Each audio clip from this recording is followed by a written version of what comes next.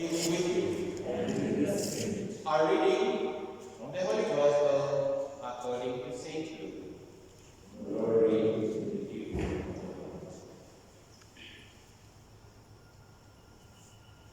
The parents of Jesus went to Jerusalem every year at the feast of the Passover. And when he was 12 years old, they went up according to custom. And when the feast was ended, as they were returning, the boy Jesus stayed behind in Jerusalem. His parents did not know it, but supposing him to be in the company, they went a day's journey. And they sought him among their kinsfolk and acquaintances. And when they did not find him, they returned to Jerusalem seeking him. After 3 days, they found him in the temple, sitting among the teachers, listening to them, and asking them questions. And all who heard him were amazed at his understanding and his answers. And when they saw him, they were astonished. And his mother said to him, "Son, why have you treated us so? Behold, your father and I have been looking for you anxiously." And he said to them, "How is it that you sought me? Did you not know that I must be in my father's house?" And they did not understand the saying which he spoke to them. And he went down with them and came to Nazareth, and was obedient to them, and his mother kept all these things in her heart. And Jesus increased in wisdom and in stature and in favor with God and man. The Gospel of the Lord. Praise to God, Jesus Christ. God is good, and all the time. That is nature, and I am a witness of the gospel.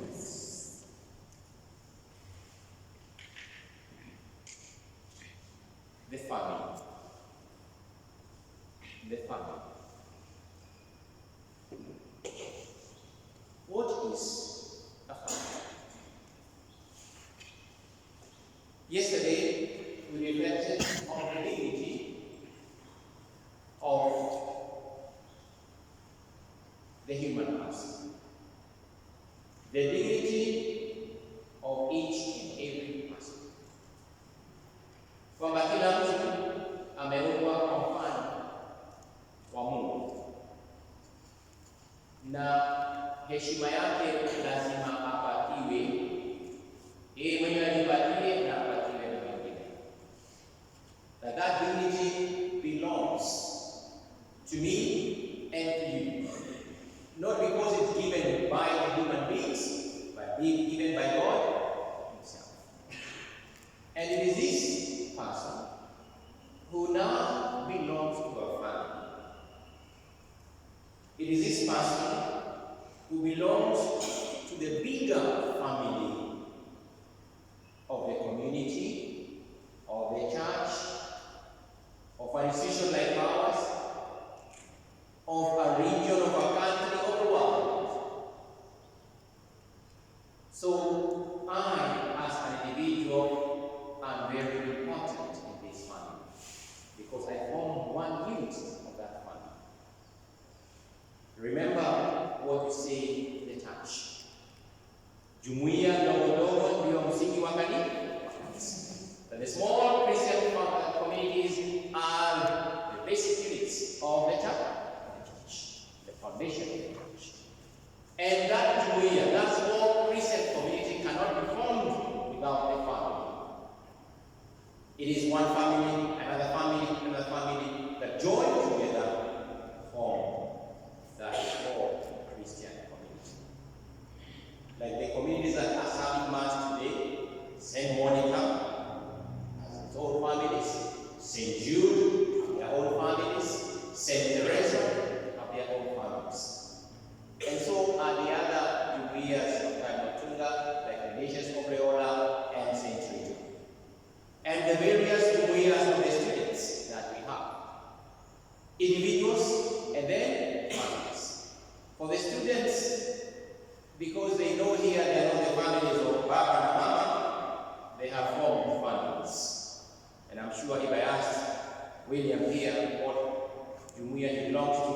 he'll say St. Francis.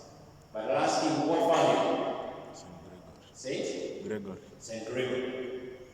Right? He might ask another pastor, tell me, I belong to this Jumuiya and a particular family, which is very good. For family, it's very important. But many times, as we all know, apart from when you are getting married, did you choose your husband? Did you choose your wife? I'm asking the marriage, or somebody chose him or her for you. Hello? Hello? This is Jogona. Was Jogona chosen for you or you chose him? You chose him. Ukasema huyu ndiye. Isn't it? Yes. Ukasema huyu ndiye. Isn't it? Umeacha Mr. Kalelwa here. Atasema yeye ndiye alichagua bibi yake. Ama ulichagua. Ulichagua So apart from that time, when people who are getting married choose who they want to get married to, but they don't choose the children who are going to come to them. Or the children do not choose which family they belong to, isn't it? So you part of your family. Number family, you chose to be born by your mother and father. You found yourself there, and you have to be there.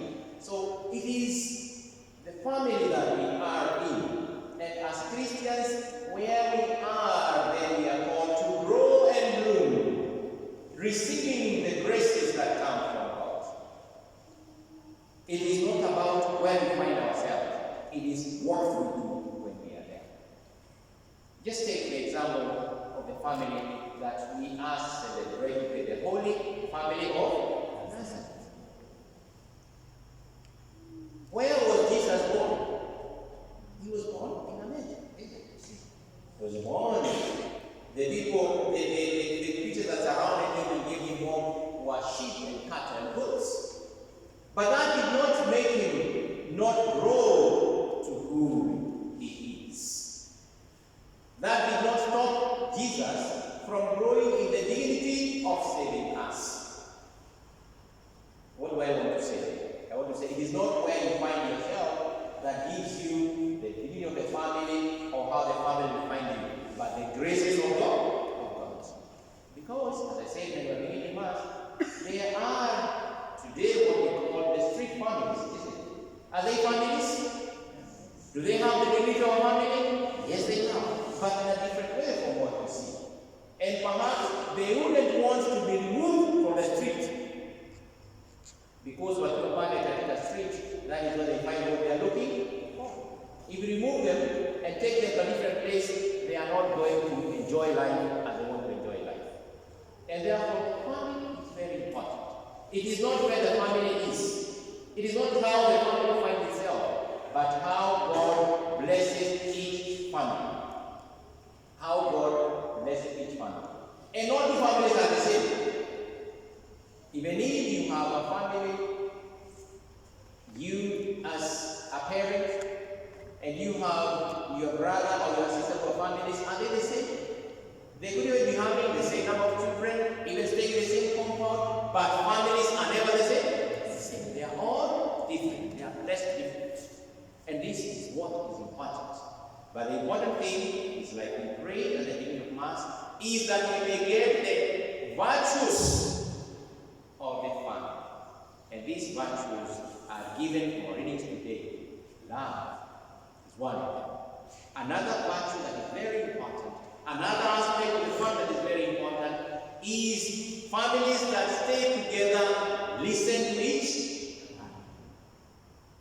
Families that stay together, listen to each other. Today, more than ever, families are not listening to each other. Not because they have no ears. Some of us have a problem with our ears. We make our ears the place where we have to place our glasses. Now, because of Corona, we have made our ears the place where we are placing even the masks. And some people now are getting very big ears, even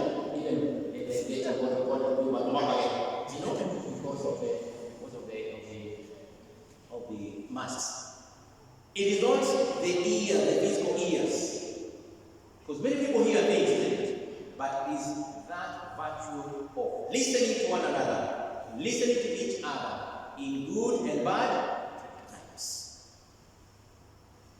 And the family of Nazareth was a listening family.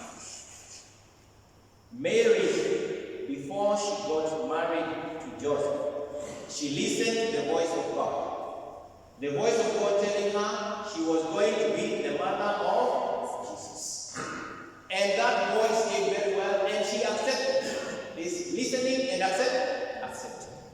Joseph, when he was planning to leave Mary, he also listened, isn't it? In a dream. He was told, do not be afraid to take Mary as your wife. And he obeyed and took Mary as a wife.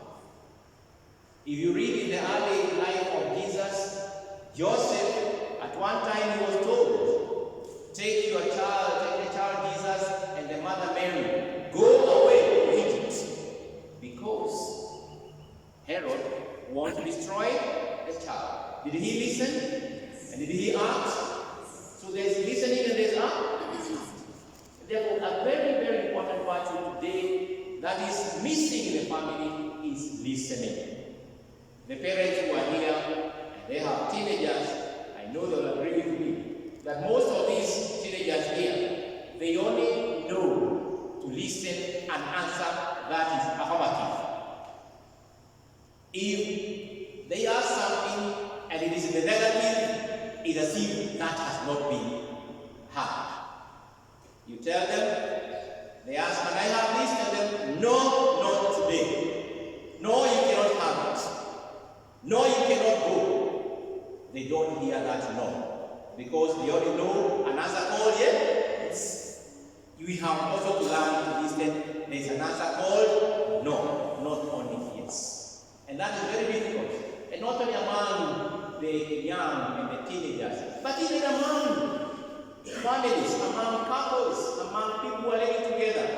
They never understand that when you ask for something, it can be yes or a no, or a no. And therefore, they are not listening. They are only waiting to hear what they want to hear. Listening is one aspect that is missing in our families together. And because of that, dear brothers and sisters, the powers of the world, knowing that, have come with gimmicks of trying to destroy the family. Because they know when the family is destroyed, the society is going to be destroyed, the church is going to be destroyed, there will be no unity, there will be nothing left in this world. And one of the places they are attacking is that listening. That listening. And you'll ask me, Father, you are saying that people don't listen and they are living in the same house. Yes, but when the whole family is together and everybody is sitting there at the dining table, they are sitting down, and it is supposed they are supposed to be watching the television together or whatever, they're supposed to have a conversation together, but everybody is busy with their own gadgets, is busy with their own phone. Are they listening to each other? Who are they listening to? Who are they listening to? Is the family a unit there? But they are all together, isn't it? And therefore, this is one of the things that has come to destroy the family. There is no listening. You may call your child, you may call your son, your daughter, you may even call your wife or your husband, but they cannot hear you because they are glued what? To their phones. The social media. It is good, but it has come to destroy also that virtue of listening. And when that is destroyed, when the family cannot listen to each other, do we really have a family? No. And when we don't have a family, then we cannot listen to each other.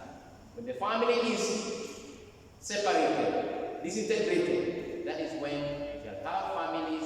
Even when a parent is trying to correct a child, they cannot listen because already another teacher called social media already taught something that is the wrong one. Another teacher who is called social media already gave other virtues that are not there. Virtues that are against love, virtues that are against unity, virtues that are against chastity, virtues that are against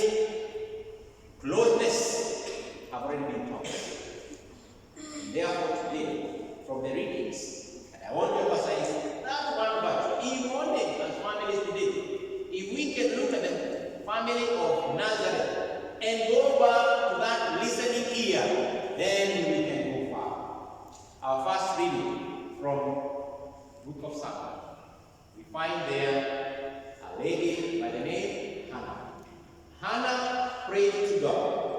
God listened to her. And she listened to the answer given by God. And the answer given by God was that if she gets a child, she is going to offer this child to God. Did she forget? She never forgot. So that in due time, Hannah conceived and bore a son. And she called him Samuel.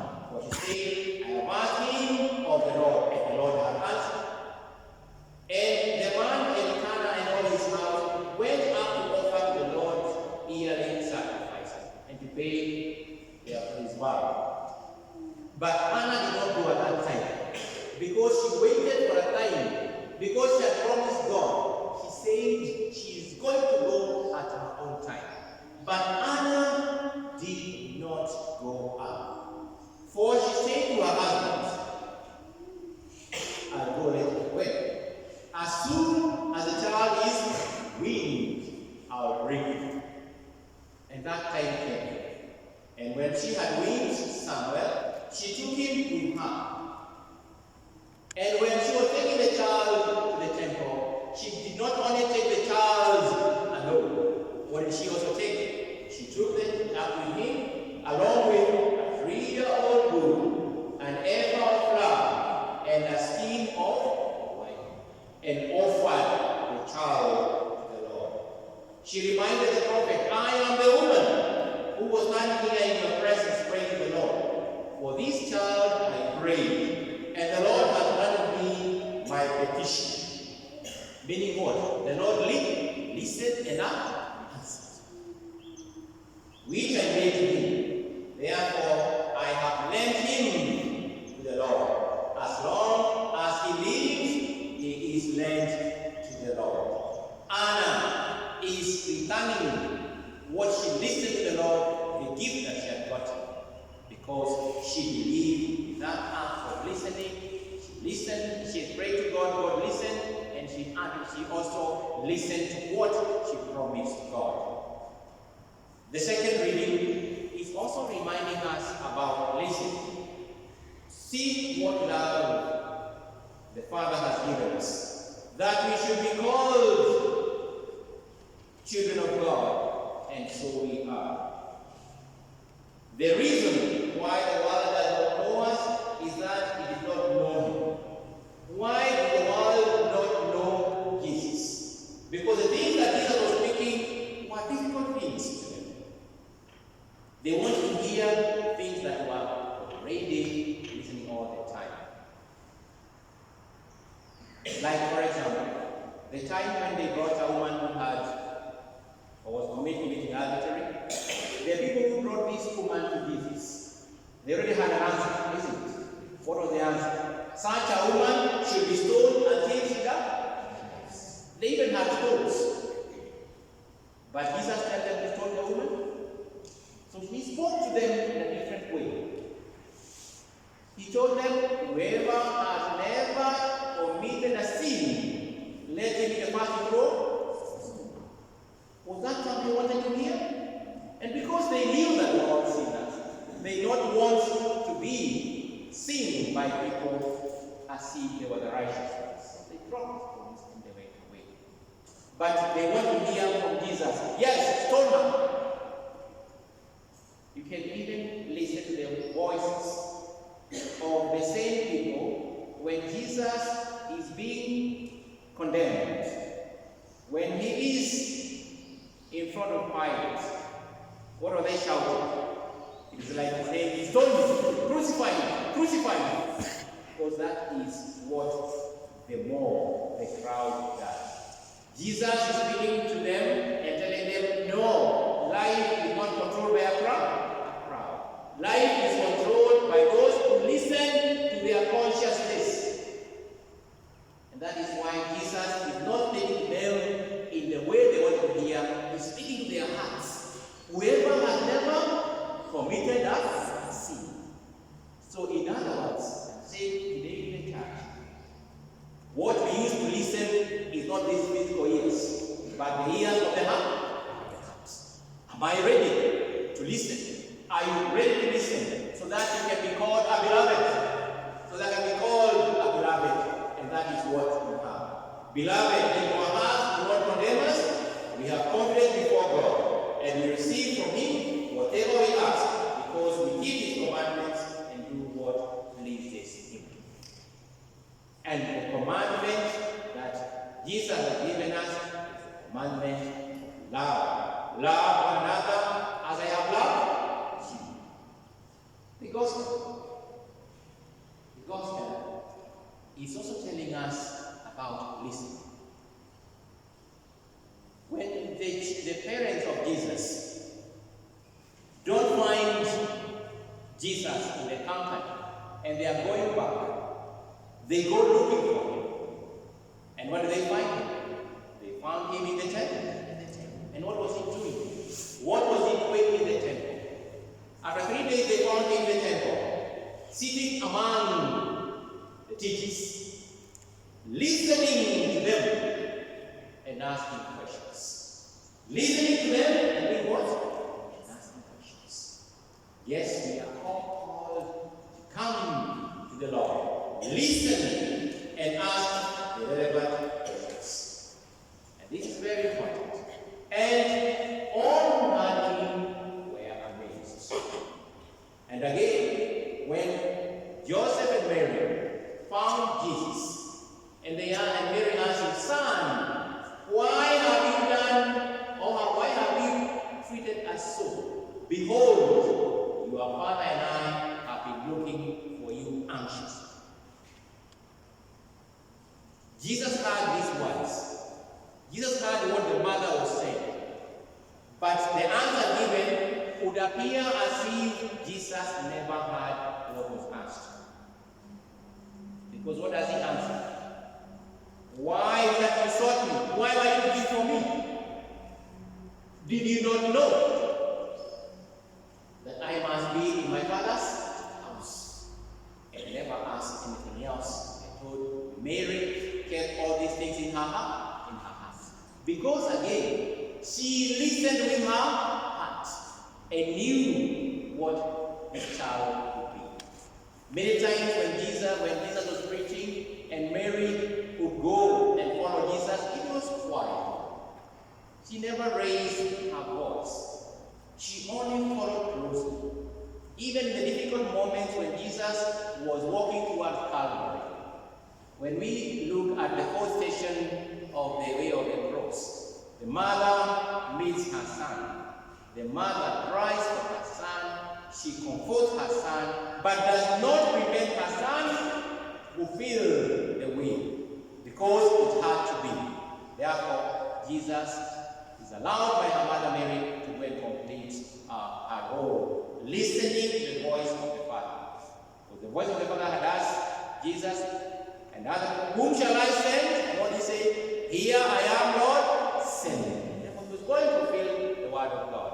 Mary listened in her heart and knew what Jesus was saying. Brothers and sisters, I may not overemphasize how we need to listen to the voice of God, listen to each other, so that our families may be together. And when you listen to each other, all other virtues then will fall in place. There will be respect. There will be love. There will be harmony.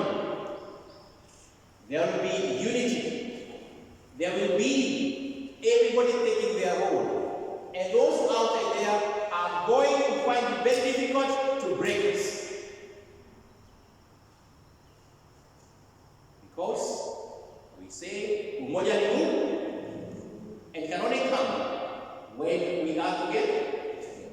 But when we are not together, when we don't listen to each other, then the family unit is going to be destroyed through all various manners of ways. Politics, economic, even through the health sector, like they're doing today, because if they divide, for example, in one family, some have been vaccinated, others not vaccinated, then that family is divided. When they want our families to use contraceptives and all of you, our families are destroyed. When they're telling our families, our young ones, it is okay if you fall in love with another girl and you're a girl. It is okay if you fall in love with another man and you're a man. And our families not being destroyed? So we are saying, let us listen to the voice of God, who has created us, male and female, and told us and be joined to his wife, not to another woman or to another man. And therefore, when we listen and listen good, our families will stand. My message today, on this great day of the Feast of the Holy Family, let us listen to God and listen to each other and keep together so that our family may not be destroyed. And let us not allow our families to be destroyed. My appeal and my prayer once again, let us listen with our hearts. Let us listen with our consciousness, and our families will stand. Let us be like Mary, who we are told, and his mother Mary kept all these things in her heart. Blessed are they who dwell in your house, O Lord. It is only in the house of the Lord where we are able to listen, where we are able to stand well. One day within your courts is better than 1,000 days. Let us be in the house of the Lord and listen to him. May the Lord help us and give us the opportunity, as I and you celebrate today, the Holy Family of Nazareth, to be able to listen, to listen, to listen, to listen. Tumsifu Yesu Kristo. Amen.